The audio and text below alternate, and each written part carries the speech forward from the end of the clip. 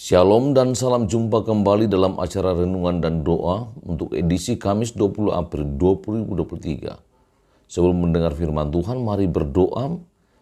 Tuhan, kami bersyukur atas berkat-Mu dan kami mau membaca dan merenungkan firman-Mu. Tuhan, berkatilah kami. Biarlah firman-Mu boleh menjadi bagian dalam hidup kami. Mohon ampun atas dosa kami, dalam nama Tuhan Yesus Kristus kami berdoa. Amin.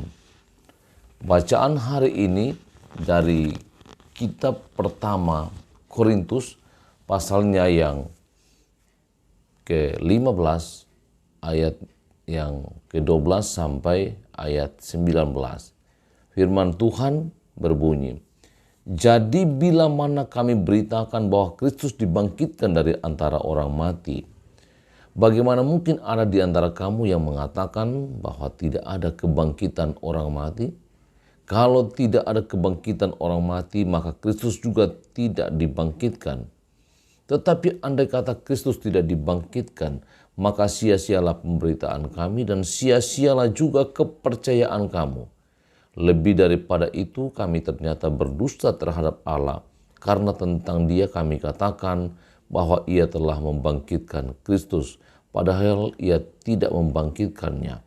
Kalau andai kata benar bahwa orang mati tidak dibangkitkan. Sebab jika benar orang mati tidak dibangkitkan, maka Kristus juga tidak dibangkitkan. Dan jika Kristus tidak dibangkitkan, maka sia-sialah kepercayaan kamu dan kamu masih hidup dalam dosamu. Demikianlah binasa juga orang-orang yang mati dalam Kristus. Jikalau kita hanya dalam hidup ini saja menaruh pengharapan pada Kristus, maka kita adalah orang-orang yang paling malang dari segala manusia." Amin. Saudara-saudara yang dikasihi Tuhan, andai kata Kristus tidak dibangkitkan, menjadi perenungan bagi kita. Sebagaimana Rasul Paulus menegaskan bahwa kalau tidak ada kebangkitan orang mati, maka Kristus juga tidak dibangkitkan. Dan kita telah percaya bahwa Yesus sudah bangkit dari antara orang mati. Dengan demikian, mereka yang percaya kepadanya juga akan bangkit. Jadi Kristus bangkit, maka orang yang percaya kepadanya pun akan bangkit. Hal ini ditegaskan oleh Yesus dalam percakapan dengan Marta dalam peristiwa kematian Lazarus. Dalam Yohanes 11 ayat 25, "Akulah kebangkitan dan hidup. Barang siapa percaya kepadaku, ia akan hidup walaupun ia sudah mati." Tidak ada artinya kita percaya jika tidak yakin akan kebangkitan Yesus. Karena itulah inti dari kepercayaan kita. Paulus meyakinkan bahwa andai kata Kristus tidak dibangkitkan, maka sia-sialah pemberitaan kami dan sia-sia juga kepercayaan kamu. Bahkan dalam ayat 19, jikalau hanya dalam hidup ini saja kita menaruh harapan kepada Kristus, maka kita adalah orang-orang yang paling malang dari semua manusia. Jadi saudara-saudara yang dikasihi Tuhan, pengharapan kita adalah pengharapan bangkit karena Kristus telah bangkit dari antara orang mati. Dengan demikian, yang pertama dan terus harus dimiliki orang percaya adalah iman yang teguh akan kebangkitan Kristus dari antara orang mati. Sekalipun memang ini sulit diterima secara akal sehat, tetapi Allah telah menyatakannya itu, dan rasul-rasul telah menjadi saksi dari kebangkitan Yesus Kristus dengan menampakkan diri juga daripada Maria Magdalena. Saudara-saudara, pikiran kita selaku manusia tidak akan dapat menyelami rahasia kehendak Allah. Hanya dengan kuasa Roh Kudus kita akan dimampukan memahami kehendaknya dan mengaminkan bahwa Ia telah menyatakan kasih-Nya yang besar bagi dunia.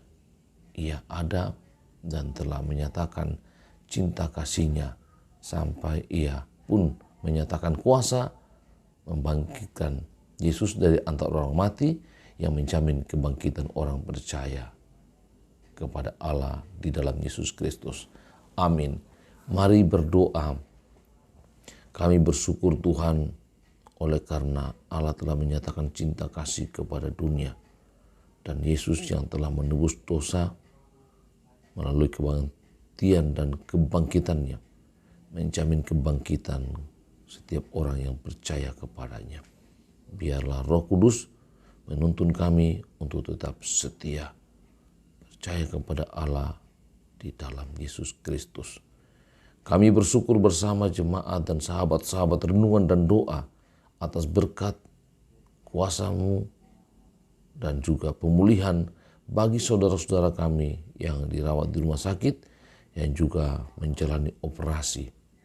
Mohon Tuhan berkati dan lindungi jemaat dalam masa tua mereka, dalam bergumulan sakit menahun berobat jalan, dalam pekerjaan dan usaha dan setiap rencana yang berkenan kepada Tuhan. Juga memberkati anak-anak dalam pendidikan sehingga kelak mereka menjadi orang yang hebat dan berguna, menjadi berkat bagi banyak orang. Kami berdoa, bersyukur karena operasi untuk saudara kami, Ibu Herlin Bungarara, telah berjalan dengan baik dan kini dalam pemulihan di ruang perawatan. Juga operasi terhadap anak dari Bapak Habil Kabul di sektor 9. Tuhan menolong dan proses pemulihan terus berlangsung. Untuk Ibu Lewi Rawak Payung Tasik di Rumah Sakit Ibnu Sina. Juga anak kekasih Diana, anak dari atau cucu dari Bapak Elisa Tandi Daniel yang di Rumah Sakit Masita. Kami memohon belas kasihan Tuhan bagi mereka sehingga mereka boleh menjadi sembuh. Tuhan, ke dalam tangan-Mu kami serahkan seluruh hidup kami hari ini. Tuntun sertai dan lindungi kami selalu dari mara bahaya, dari orang jahat, dan dari kuasa kegelapan. Ini doa kami Tuhan yang kami bawa kepadamu di dalam nama Tuhan Yesus Kristus. Amin. Demikian renungan dan doa. Tuhan Yesus sayang kita semua.